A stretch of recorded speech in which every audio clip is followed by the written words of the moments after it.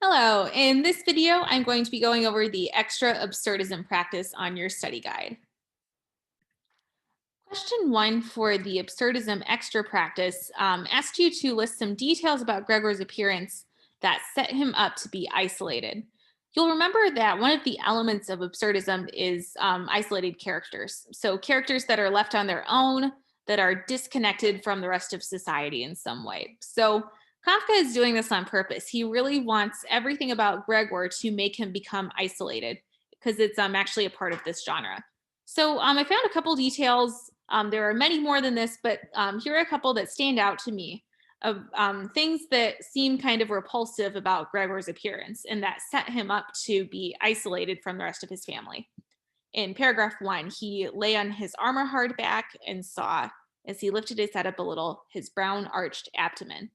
In paragraph four, he found the itchy part, which was entirely covered in small white spots. And in paragraph 63, for he left around traces of his sticky stuff. So, for what is repulsive about these details, I said, first of all, that words like itchy, armor, and, oh, I wrote this wrong. I meant to say sticky. Words like itchy, armor, and sticky all sound very gross and unpleasant. So, Kafka is specifically choosing words with a very gross connotation. He's setting the tone in a specific way. And he's also thinking about the parts of insects that people tend not to like. He's emphasizing the parts of Gregor being an insect that are going to be really off putting to us and maybe help us understand why his family is ignoring him and making him be isolated in his bedroom. The second question for these extra practice questions has to do with a different element of absurdism. Absurdism also has dreamlike elements to it lots of times. And in the case of this story, it's actually making it seem more like a nightmare. So I asked you to tell me which parts of the story feel most like a nightmare. I asked you to list at least three, but maybe you thought of some others as well. Here are some that I came up with.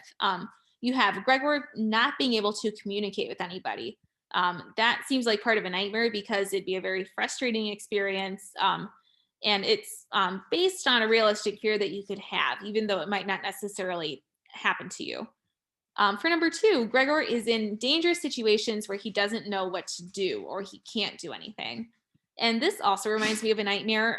A good example of this would be those nightmares where you're threatened in some way and you need to run away, but you can't. You're stuck in place. That's kind of what's happening to Gregor in a way. He's in danger and he can't do anything about it. He doesn't know what to do. And for the third one, he is stuck inside of an insect's body, even though he still feels like a human. So it'd almost be better if he was entirely like an insect, including his mind, but he still has the consciousness of a human being and he's trapped inside an insect's body. So that has a very nightmarish feel about it as well. If you have any other questions about absurdism, let me know. Sometimes it can be challenging to understand different genres such as this one. So I'm happy to help you out if you are still kind of confused about this.